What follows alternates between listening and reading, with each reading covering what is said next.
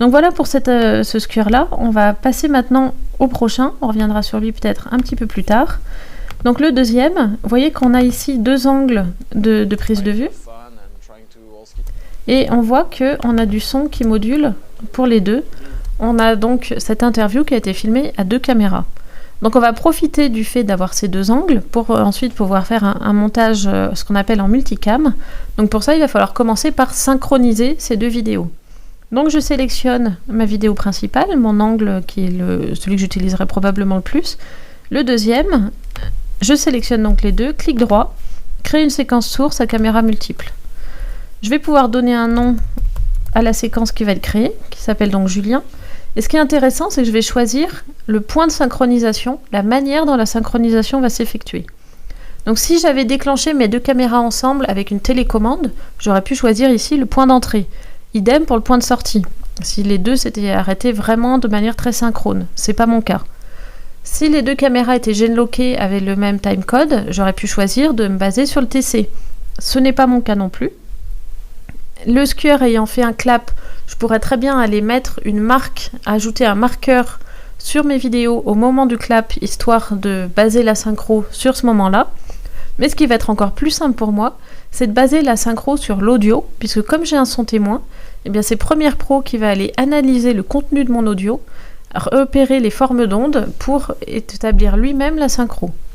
Donc je vais choisir cette méthode-là, que je valide, et vous voyez que donc lui il travaille légèrement, là il est en train d'analyser l'audio de mes deux vidéos pour les synchroniser.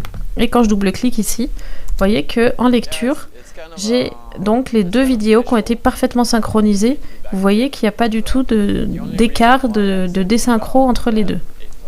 Donc on va retourner chercher pour lui le moment où il se présente, comme on l'a fait tout à l'heure pour l'autre skewer. Ouais, on va voir si c'est par là. Donc là on voit qu'il a déjà commencé sa phrase, on va revenir un tout petit peu avant.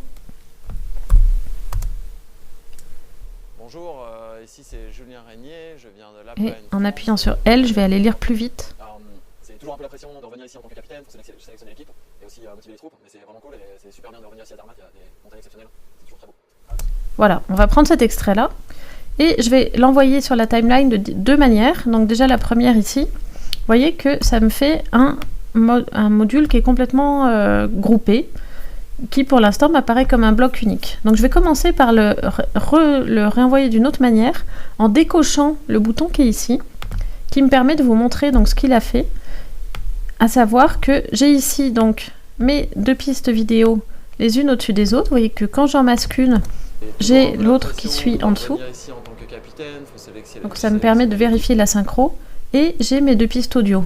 Si j'écoute la deuxième en solo, on se rend compte que c'est un son témoin qui est très mauvais. Donc je vais sélectionner mon audio ici pour le supprimer. Et pour ce qui est de la vidéo, je vais choisir de le recoller en un élément bloqué, histoire de bénéficier du multicam.